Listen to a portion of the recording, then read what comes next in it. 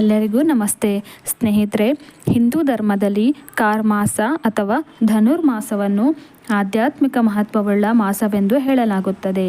ಈ ದಿನಗಳಲ್ಲಿ ಜನರು ಆಧ್ಯಾತ್ಮಿಕ ಬೆಳವಣಿಗೆ ಮತ್ತು ಆತ್ಮಾವಲೋಕನದಲ್ಲಿ ಸಮಯ ಕಳೆಯುತ್ತಾರೆ. ಅನೇಕರು ತಮ್ಮ ಆತ್ಮ ಮತ್ತು ಮನಸ್ಸನ್ನು ಶುದ್ಧೀಕರಿಸಲು ಉಪವಾಸ, ಧ್ಯಾನ, ದಾನ ಮತ್ತು ತಪಸ್ಸುಗಳಂತಹ ಪುಣ್ಯ ಕಾರ್ಯದಲ್ಲಿ ತೊಡಗುತ್ತಾರೆ. ಈಗಾಗಲೇ ಧನುರ್ಮಾಸವು ಆರಂಭವಾಗಿದ್ದು, ಈ ದಿನಗಳಲ್ಲಿ ಏನು ಮಾಡಬೇಕು, ಏನು ಮಾಡಬಾರದು ಎಂಬುದನ್ನು ತಿಳಿಯೋಣ. ನನ್ನ ವಿಡಿಯೋವನ್ನು ಮೊದಲನೇ ಬಾರಿ ನೋಡ್ತಾ ಇದ್ದರೆ ನನ್ನ ಚಾನಲನ್ನು ಸಬ್ಸ್ಕ್ರೈಬ್ ಮಾಡಿ. ಸ್ನೇಹಿತರೆ, ಈ ಮಾಸದಲ್ಲಿ ಅಥವಾ ಸಮಯದಲ್ಲಿ ಹೊಸ ಯೋಜನೆಗಳು, ಹೊಸ ಉದ್ಯಮಗಳು ಅಥವಾ ಸಂಬಂಧಗಳನ್ನು ಪ್ರಾರಂಭಿಸುವುದು ಅಶುಭವೆಂದು ಪರಿಗಣಿಸಲಾಗುತ್ತದೆ.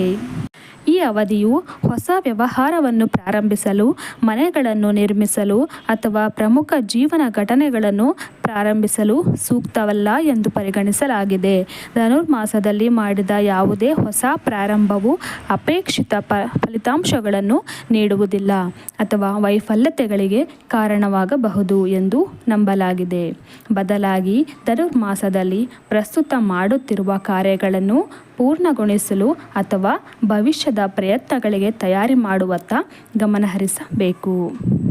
ಹಾಗೆಯೇ ಮದುವೆ, ಗೃಹ ಪ್ರವೇಶ ಸಮಾರಂಭ ಮತ್ತು ಜನಿವಾರ ಧಾರಣೆಯಂತಹ ಮಂಗಳಕರ ಕಾರ್ಯಗಳನ್ನು ಮಾಡಲು ಸೂಕ್ತವಲ್ಲ ಎಂದು ಹೇಳಲಾಗಿದೆ.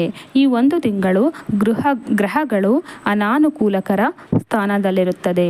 ಧನುರ್ಮಾಸದಲ್ಲಿ ಮಂಗಳಕರ ಚಟುವಟಿಕೆಗಳನ್ನು ಮಾಡುವುದನ್ನು ತಪ್ಪಿಸಬೇಕು.